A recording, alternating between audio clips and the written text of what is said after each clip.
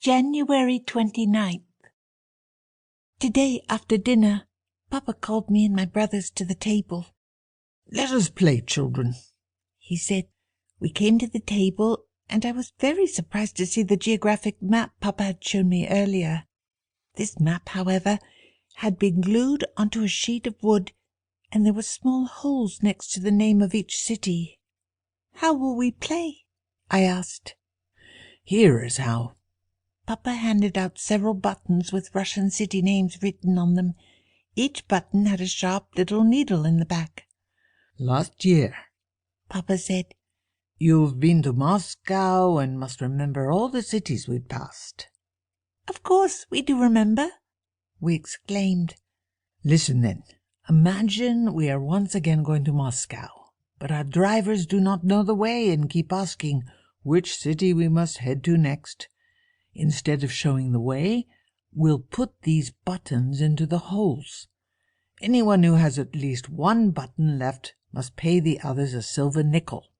That would be fair, since if that person truly was our guide and could not show the way, we would have been forced to stop or go back, and thus would have lost all their time and money."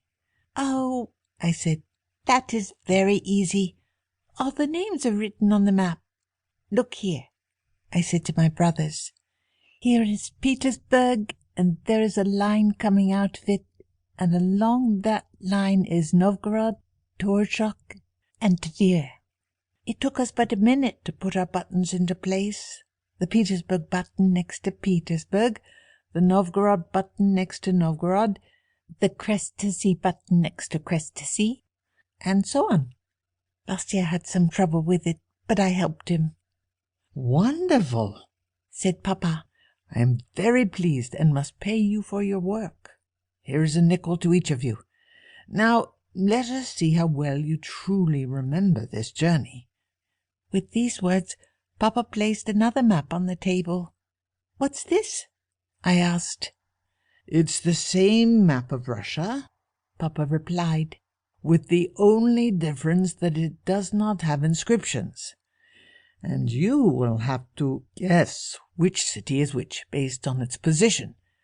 Such maps are called mute or blank. I'll help you this once by showing you where Petersburg is at. Here it is. Now, please show me the way to Moscow. Anyone who makes a mistake will pay me a nickel for incorrect information." "Oh, Papa, that is very easy," I said, seeing there was a line running out from Petersburg on this map.